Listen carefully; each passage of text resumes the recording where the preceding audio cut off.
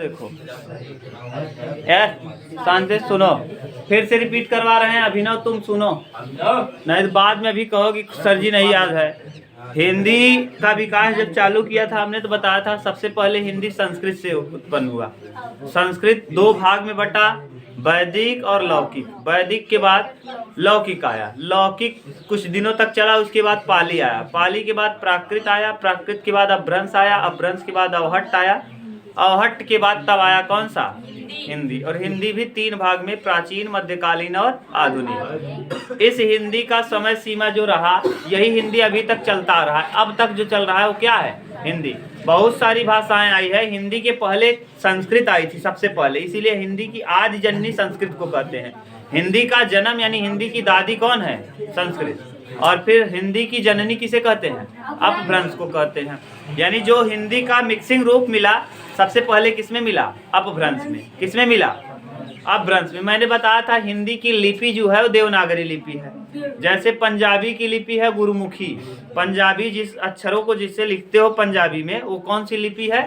गुरुमुखी। हिंदी का जो क ख ग घ लिखते हो ये कौन सी लिपि है? देवनागरी लिपि। और देवनागरी लिपि ब्रह्मी लिपि ली गई है। जैसे उर्दू लिखते हैं ना तो उसकी लिपि कौन सी है? फारसी। जैसे अंग्रेजी लिखते हो रोमन लिपि में लिखी जाती है। किस लिपि में? रोमन। तो ये मैंने बताया था आपको। इसके बाद पढ़ाया था कि धीरे धीरे करके तब हिंदी का विकास हुआ, लेकिन हिंदी बहुत दिन से चलता रहा है। सन 743 AD से लेकर अब तक हिंदी चलता रहा है। या 1100 या 1000, कहीं कहीं 743 देता है, कहीं कहीं 849 देता है, कहीं कहीं 1000 देता है, कहीं 1100। और अब तक वो समय सीमा आया है, अभी तक चलता रहा है हिंदी। और फिर मैंने हिंदी को 3 क्रम में बांटा। 3 क्रम कौन कौन? आदिकाल, मध्यकाल और आधुनिक काल। आदिकाल को मैंने कहा कि इसको कई नाम से जानते हैं। आदिकाल का समय जो रहा 743 से 1343 या 1000 से 1350 तक रहा। याद रख लो, बार बार कहते हैं फिर भी नहीं कहते हो का। हिंदी को 3 क्रम में बांटा, आदिकाल, मध्यकाल, आधुनिक काल। आदिकाल को 743 से 1343 या कहीं कहीं 743 न देकर 1000 से 1350 देता है। इसी आदिकाल का कई नाम है। आदिकाल का नाम आदिकाल किसने रखा? जैसे तुम लोगों का कोई न कोई नाम है तो कोई न कोई घर वाले नाम रखे होंगे, जैसे मामा, चाचा, मौसा, मौसी, दादी, बुआ, कोई ने आपका नाम रखा है ना। जैसे आपका घर का नाम चिंटू है और यहाँ का नाम पिंटू है और कहीं और का नाम सिंटू है, कुछ भी नाम 3 4 नाम रख दिए ना। तो आपका वो नामकरण किसने किया? तो कोई न कोई नामकरण किया होगा। ऐसे ही आदिकाल का आदिकाल हजारी प्रसाद द्विवेदी ने। आदिकाल का दूसरा नाम बीजवपन काल है, जिसको किसने कहा? महावीर प्रसाद द्विवेदी ने। याद करो, मैंने बताया था MB, M का मतलब महावीर प्रसाद और B का मतलब बीजवपन काल। फिर सिद्ध साहित्य काल को राहुल सांकृत्यायन ने कहा था। चारण काल किसने कहा था? जॉर्ज ग्रियर्सन ने कहा था। फिर मैंने बताया था संधि एवं चारण काल किसने कहा था? हाँ, डॉक्टर रामकुमार वर्मा। रामकुमार वर्मा के अनुसार मैंने कहा था हिंदी के प्रथम कवि किसको मानते हैं? डॉक्टर रामकुमार वर्मा। हिंदी का प्रथम कवि स्वयंभू को मानते हैं ना, स्वयंभू को। लेकिन कुछ लोग उनमें कहा जाता है कि अपभ्रंश के प्रथम कवि है। किसके? अपभ्रंश। इसके बाद मैंने कहा था सिद्ध साहित्य काल तो राहुल सांकृत्यायन ने। फिर आरंभिक काल किसने कहा था? मिश्र बंधु ने। मिश्र बंधुओं में 3 आते हैं, गणेश बिहारी, श्याम बिहारी और सुखदेव बिहारी। ये मैंने पढ़ाया था आदिकाल। और आदिकाल में और भी बताया था कि आदिकाल की कुछ रचनाएं हैं जो बहुत ही प्रसिद्ध हैं। आदिकाल का नामकरण क्या क्या पढ़ा मैंने ये बता दिया। फिर आदिकाल की कुछ महत्वपूर्ण रचनाएं हैं और उसके रचनाकार हैं। आदिकाल में कौन कौन रचना लिखी गई और उसमें से कौन सा महत्वपूर्ण रचना रहा उसको मैं बता रहा था।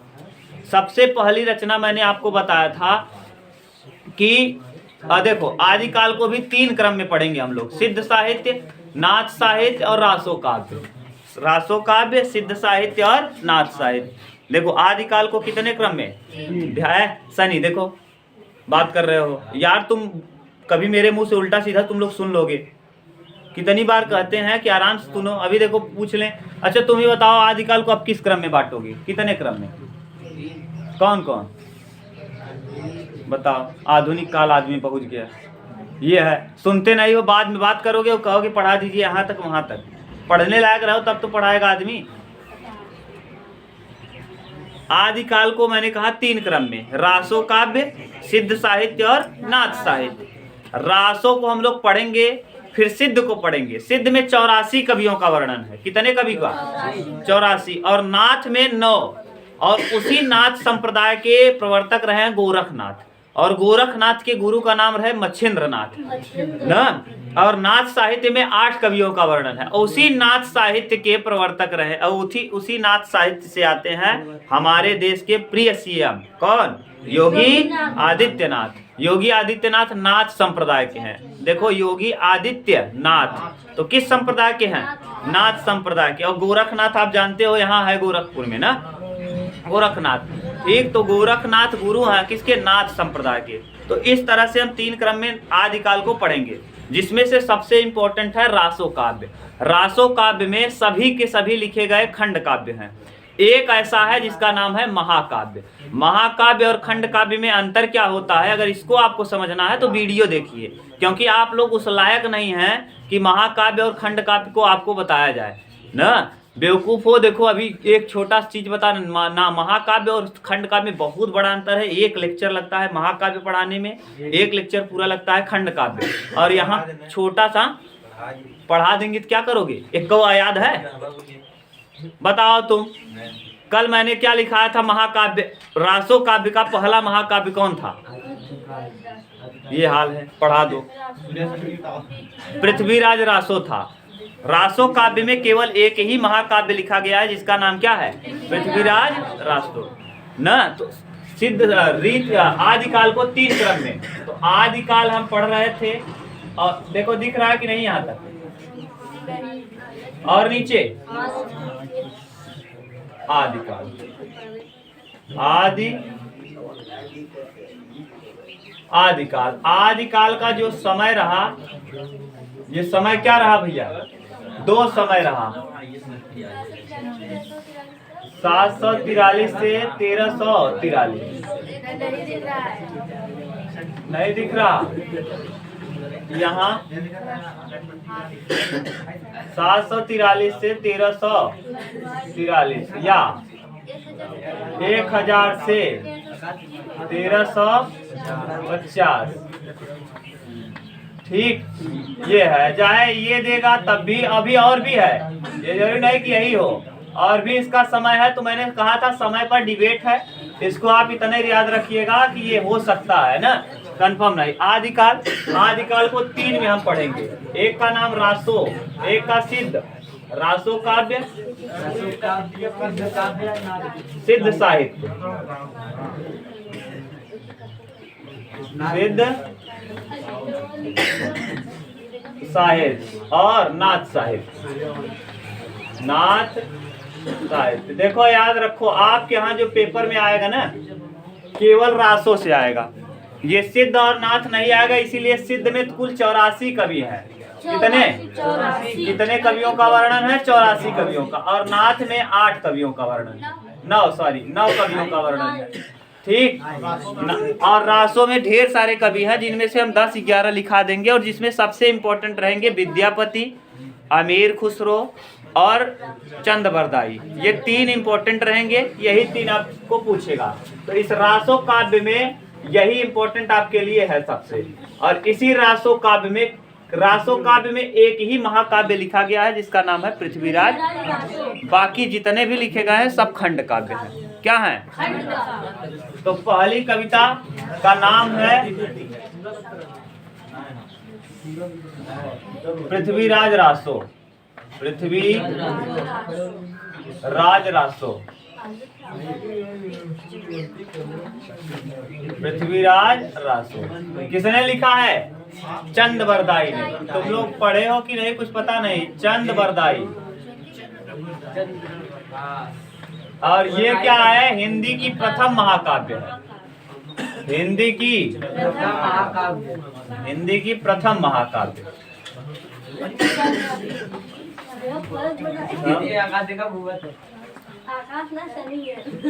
महाकाव्य। क्यों जी? बंद कर दें क्या आज?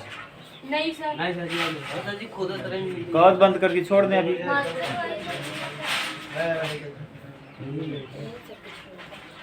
अभी हमारा दिमाग खराब होगा, बंद करके जाएंगे, घर बैठेंगे। सर जी जो कर रहा है इसको भगा दीजिए ना। आके यहाँ पढ़ने आए हैं। हिंदी की प्रथम महाकाव्य। पढ़ाने में मजा नहीं आता ना, तुम लोग बात करते हो तो शांति से सुनो, नहीं याद पूछो। किसके बारे में है पृथ्वीराज रासो? तो पृथ्वीराज चौहान तृतीय, पृथ्वीराज चौहान तीसरे, चौहान थर्ड, चौहान तीसरे। ठीक, ये पृथ्वीराज चौहान तीसरे के बारे में है। किसने लिखा था? चंद्रबरदाई ने। और मैंने बताया था खूब अच्छे से मोहम्मद गोरी और इनके युद्ध के बारे में। और फिर इसी में मैंने ये भी बताया था संयोगिता किसकी बहन थी? जयचंद की बहन थी। वो पृथ्वीराज चौहान प्रेम किया करते थे किससे? संयोगिता से। ये बात पसंद नहीं थी जयचंद को, इसलिए जयचंद बुलाता है किसको? गोरी को, निमंत्रण देता है कि आइए हम और आप दोनों लड़ करके पृथ्वीराज चौहान को पराजित करें, और पराजित करता भी है। पृथ्वीराज चौहान को बंदी बना लिया जाता है। फिर वहां जाते हैं, चंद्रबरदाई कविता कहते हैं कि 4 बास 24 गज अंगुल अष्ट प्रमाण ता ऊपर सुल्तान है नाचू चौहान। फिर मार देते हैं, मर जाता है। तो पृथ्वीराज चौहान मारने के बाद, पृथ्वीराज चौहान जब मार देते हैं, मोहम्मद गोरी कहा जाता है कि वहीं मर जाता है, तीर से लगता है और मर जाता है। तो अब चंद्रबरदाई खुद खंजर पहले किसको भोगते हैं? पहले पृथ्वीराज चौहान को भोग के मार देते हैं, फिर अपने आप को भोग लेते हैं, जैसे वहाँ की सेना इनको भयानक मौत न दे, खुद ही ये लोग मर जाएं। जैसे चंद्रशेखर आजाद ने अंग्रेजों से नहीं मरना पसंद किया, स्वयं को अपने आप से ही क्या कर लिया था? मार लिया था। ठीक, उन्होंने कहा था कि मैं आजाद हूँ, मुझे कोई पकड़ नहीं सकता, इसीलिए खुद को खुद से ही गोली शूट कर लिए थे। यहाँ अल्फ्रेड पार्क कहाँ है? इलाहाबाद में। ठीक, तो ये पहला कवि है। और ये देखिए चंद्रबरदाई मर गए तो इनका ये पूरा कंप्लीट नहीं था, इसको कंप्लीट किए थे इन्हीं के पुत्र जल्हड़ ने ना। इनको पृथ्वीराज रासो को पूर्ण करने का काम इनके पुत्र जल्हड़ ने किया था। ठीक, ये था पहला। चंद्रबरदाई ने लिखा कौन सा? पृथ्वीराज रासो। ये महाकाव्य है। बाकी रासो काव्य में जो भी लिखे गए हैं सब के सब क्या हैं? खंड काव्य हैं। क्या हैं? खंड काव्य हैं। अब आप याद रखना, ये मैंने बताया था, बहुत डिटेल में बताया था। दूसरा है, दूसरे का नाम क्या लिखवाया है? बीसल देव रासो। हाँ, अरे छोड़ो, कल बताया ना, ये तो केवल कल बताए हैं, पूरा डिटेल इसका बहुत डिटेल में देखना है तो कल वाला वीडियो देखिए। अब हम आगे देखेंगे, यही पढ़ाना फिर चालू करेंगे, फिर जाएगा। क्या हुआ? चौपाई क्या करोगे? कौन सा चौपाई? अरे छोड़ो, बीसल देव रासो इतिहास में पढ़ना। बीसल देव रासो, ये किसने लिखा? नरपति नाल ने लिखा। नरपति नाल ने लिखा। इसमें किसका वर्णन है? 12 मासा का वर्णन है, यानी 12 मासा का वर्णन, 12 मासा का वर्णन। आपसे प्रश्न पूछेगा कि 12 मासा का वर्णन किसमें है? बीसल देव रासो में। तो बीसल देव रासो के रचनाकार का क्या नाम है? नरपति नाल। जैसे नहीं कहता 12 मसीहा अमरूद है, 12 मासी आम है, तो 12 महीने यानी 12 महीने वो फलता रहता है ना, उसमें फल कभी ऐसा नहीं होता कि नहीं लगता। तो 12 मासा का वर्णन कहाँ है? बीसल देव रासो में। ठीक, तो नरपति नाल ने लिखा। तीसरा इसमें है, ये क्या है? ये खंड काव्य है। ये खंड, यही केवल महाकाव्य है, बाकी सब क्या है? खंड काव्य है। सब के सब, अब जितना भी मैं लिखूंगा सब क्या रहेंगे? खंड काव्य। परमाल रासो, परमाल रासो, परमाल रासो के रचनाकार जन कवि या जगनिक कवि क्या है? जन कवि, जन कवि, या इन्हीं का नाम है जगनिक कवि, जगनिक कवि। हाँ, ये क्या लिखे हैं इसमें? किसका वर्णन मिलता है? आल्हा का। आल्हा किस ऋतु में गाया जाता है? एक बार प्रश्न ये पूछा था यूपीएसआई के पेपर में, आल्हा किस ऋतु में गाया जाता है? तो वर्षा ऋतु में।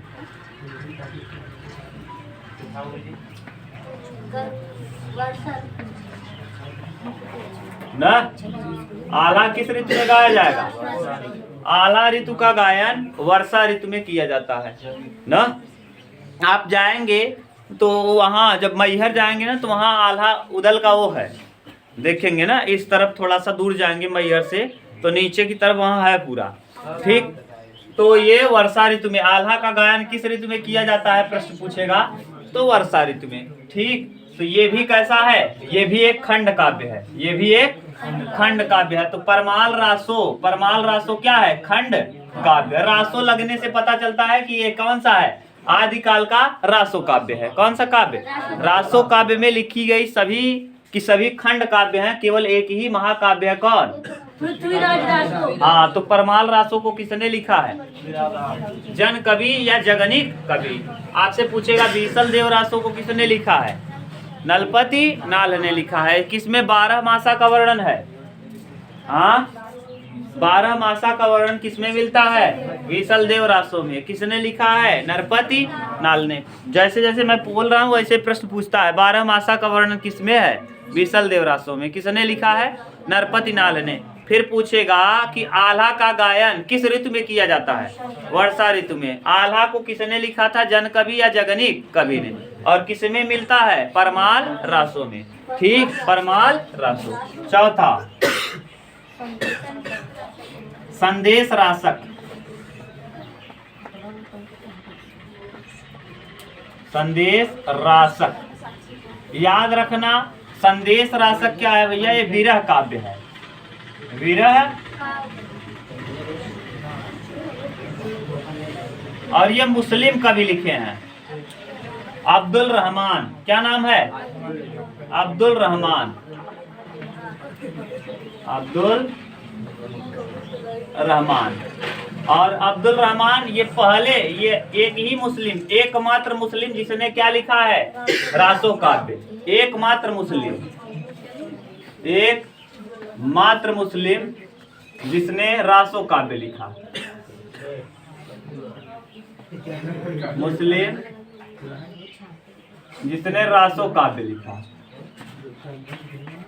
जिसने रासो काव्य लिखा, काव्य लिखा।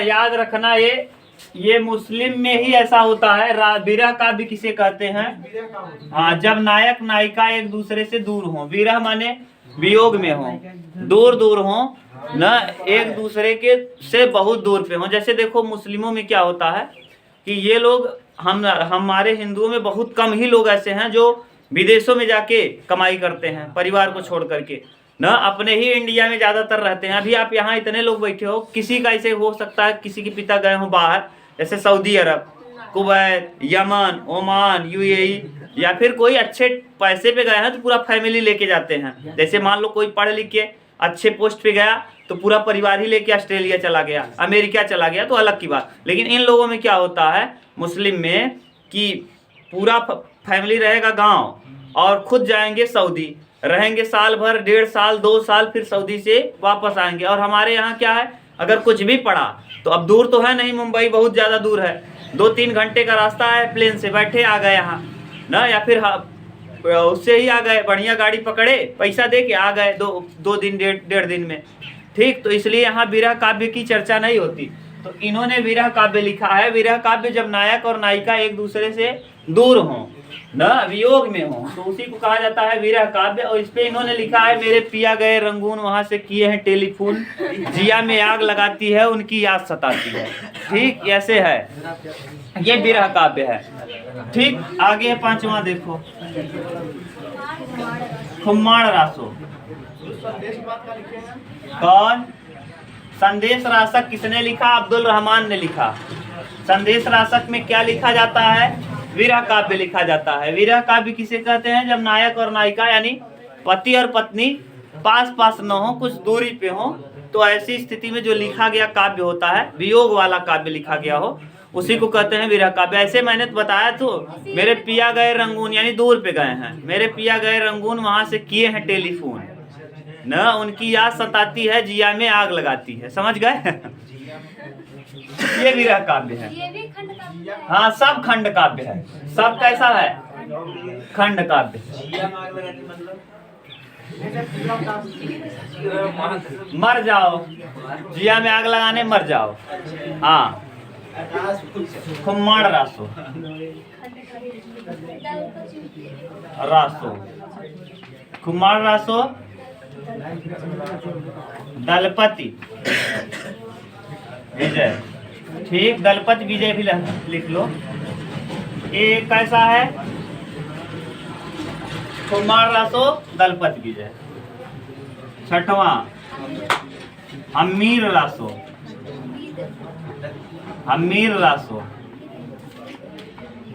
ये किसने लिखा?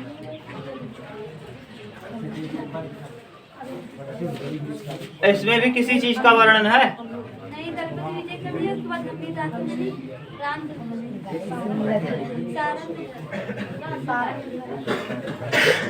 सारंग धर। ये दलपति विजय कर दो, विजय, दलपति विजय। ठीक, तो सारंगधर ने लिखा है क्या? सारंगधर राइटर हैं और ये अमीर रासो को लिखा है, सारंगधर ने लिखा है। ठीक, सातवां देखो,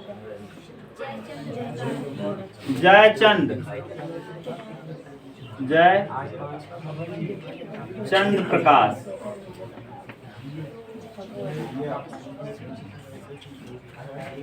जयचंद केदारनाथ भट्ट, खुम्माड़, केदारनाथ भट्ट। ठीक, आठवां, बस इतना ही लिख लो, बस करो। ठीक, जो जितना इम्पोर्टेंट है मैंने लिख दिया। ज्यादा इम्पोर्टेंट आपको यही पूछेगा, पृथ्वीराज रासो। इसमें कुछ महत्वपूर्ण कवियों का मैं नाम लिख देता हूँ, जो जैसे एक है कौन? विद्यापति, और एक है अमीर खुसरो। अरे बस करो, इतना बहुत लिख लिए। ठीक, मिटा दें।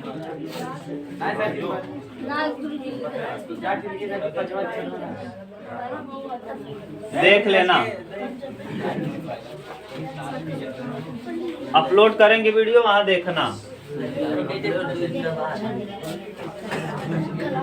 अब लिख लो है कुछ महत्वपूर्ण कवि। जैसे कुछ महत्वपूर्ण में केवल दो ही महत्वपूर्ण हैं। एक का नाम लिख लो विद्यापति और एक का नाम लिख लीजिए अमीर खुसरो। न तीन ही आपके यहाँ पूछे जाएंगे, याद रखना। एक पूछा जाएगा पृथ्वीराज रासो किसने लिखा? चंद बरदाई ने लिखा। पृथ्वीराज रासो में किसका वर्णन है? पृथ्वीराज चौहान का न।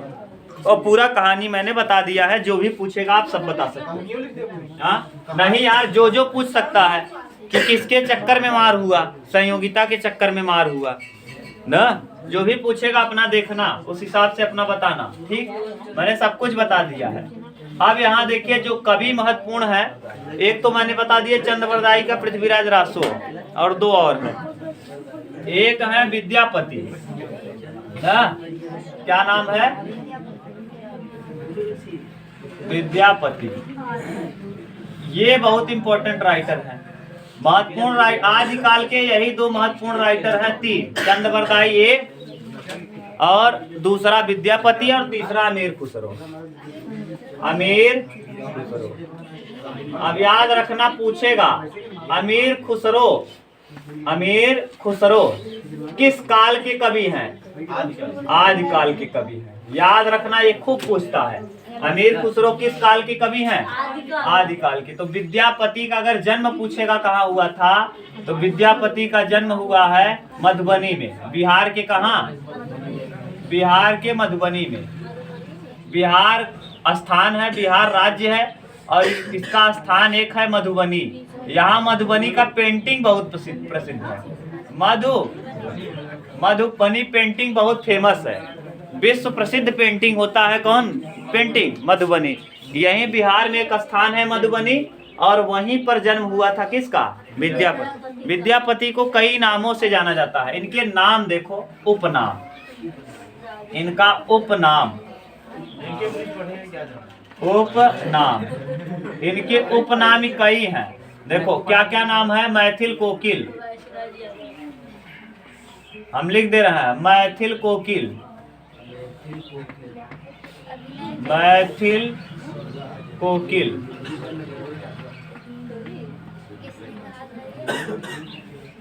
फिर इनका और नाम है खेलन कवि। हाँ, कवि, नव कवि शेखर, नव कवि शेखर, ठीक, नव कवि शेखर। तो मैथिल कोकिल किसका नाम है? विद्यापति का। खेलन कवि किसका नाम है? नव कवि शेखर किसका नाम है? विद्यापति। इनका नाम है उपनाम। और याद रखना इनकी रचनाएं, इनकी क्या रचनाएं, इनकी रचनाएं ही महत्वपूर्ण हैं। रचनाएं देखो कौन कौन है? तीन रचनाएं फेमस है, और इसमें से जो रचना आपके यहाँ बार बार पूछता है, एक का नाम है कीर्ति पताका, कीर्ति पताका, कीर्ति लता, कीर्ति लता, कीर्ति लता। देखो बात कर रहे हो तुम लोग, ध्यान नहीं दे रहे हो। कीर्ति पताका, कीर्ति लता, ये दोनों एक ही भाषा में लिखी गई है। और एक पदावली तो है, ये है पदावली, मैथिली भाषा में। पदावली ये किस भाषा में लिखी गई है? मैथिली भाषा में, मैथिली भाषा। और ऊपर वाले दोनों ये पूछेगा, पदावली की रचना किसने की? विद्यापति ने। किस भाषा में की? मैथिल भाषा में। पूछेगा आपसे कीर्ति पताका और कीर्ति लता किस भाषा में की गई रचनाएं हैं? मैथिली भाषा नहीं है ये। आप लोगों को याद करो, शुरू में मैंने बताया था कि संस्कृत, पाली, प्राकृत, अपभ्रंश न, अपभ्रंश, अवहट्ट, पुरानी हिंदी, नई हिंदी। इस कीर्ति पताका और कीर्ति लता को, इसकी भाषा मैथिली नहीं है न, पदावली की भाषा मैथिली है, और इन दोनों की एक ही भाषा है न। दोनों की भाषा देखो लिखवाए हैं, कहीं दिमाग में आ नहीं रहा है। अरे कल लिखवाए थे तुम लोग तो पूरा मूर्ख हो, महामूर्ख हो। अवहट्ट में है, ये दोनों किस भाषा में लिखा गया है? अवहट्ट में, ठीक, दोनों किस भाषा में? अवहट्ट। और ये मैथिली भाषा में। पूछता आपके यहाँ पदावली है। सबसे ज्यादा पूछा गया प्रश्न यही है कि पदावली की रचना किस भाषा में है? मैथिली। पदावली की रचना किसने किया? विद्यापति ने। ठीक, अब आ जाओ किसके पास? अमीर खुसरो। अमीर खुसरो का जन्म हुआ है एटा में। जन्म कहाँ हुआ है? अब एटा। अब आप लोग गूगल करिएगा एटा कहाँ है, और कल हमको बताइएगा। एटा एमपी में है, कहाँ है ये आप बताएंगे ना। अब बताना, तुम अभी मत बताओ, मेरे बताने से तुम तुरंत बता लिए। हाँ बता, क्या कहाँ है? अभी तो मैं बोला एमपी में है, और वही तुम अभी देखो वीडियो तुमको दिखाएंगे जाते समय ना, घबराना मत, यहाँ दिखाएंगे ना, तो देख के बताना तुम अभी भी एमपी है कि नहीं, ये तुम कंफर्म हो के आना। इनका उपनाम लिख लो, इनका उपनाम। इनका वास्तविक नाम क्या है पहले ये लिख लो, वास्तविक नाम, वास्तविक नाम। अबुल क्या नाम है? अबुल हसन। इनका वास्तविक नाम अबुल हसन है। देखो इनको कई नामों से जाना जाता है, या इनके उपनाम कई हैं। जैसे ये किस किस चीज के जनक हैं? तो तबला और सितार के जनक, तबला जो बजाते हैं ना, उसके जनक कौन है? अमीर खुसरो। तबला व तबला सितार, तबला कामा सितार कामा खड़ी बोली, खड़ी बोली। इन तीनों के जनक कौन है? अमीर खुसरो। तबला, सितार और यहाँ से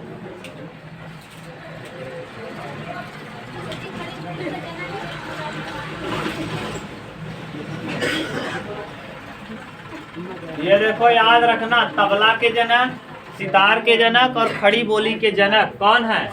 अमीर खुसरो। अमीर खुसरो, इन्हें कवियों का राजकुमार कहा जाता है। ये बहुत, इन्हें क्या कहते हैं? कवियों का राजकुमार, कवियों का राजकुमार। अकबर के नवरत्नों में से एक थे ये, ठीक। अमीर खुसरो, अमीर खुसरो को कहा जाता है कि ये जब गायन करते थे इतना बेहतरीन गाते थे कि जो भी लोग वहाँ होते थे इनके कविताओं को सुनने के लिए एकदम व्याकुल हो जाते थे, ठीक। बहुत बेहतरीन गायन करते थे। और खड़ी बोली जो हम बोल रहे हैं, आपको बता रहे हैं, ये कौन सा बोली है? खड़ी बोली। इसके जनक भी कौन है? अमीर खुसरो। अमीर खुसरो। इनका और कुछ है नाम? कवियों का राजकुमार। अब इनकी कुछ रचनाएं देख लो, लिखाए हैं कि नहीं तुम लोगों ने? इनके गुरु का नाम हजरत निजामुद्दीन औलिया था न, जिन्होंने कहा था गयासुद्दीन तुगलक को दिल्ली अभी दूर है, और दिल्ली अभी दूर है कहा था, और वहीं लकड़ी का महल बनाया था, उसी में गयासुद्दीन तुगलक दब के क्या हो गया? मर गया। तो इनके गुरु का नाम, अगर अमीर खुसरो के गुरु पूछ ले तो इनके गुरु का नाम था हजरत निजामुद्दीन औलिया। गुरु का क्या नाम है? हजरत निजामुद्दीन औलिया।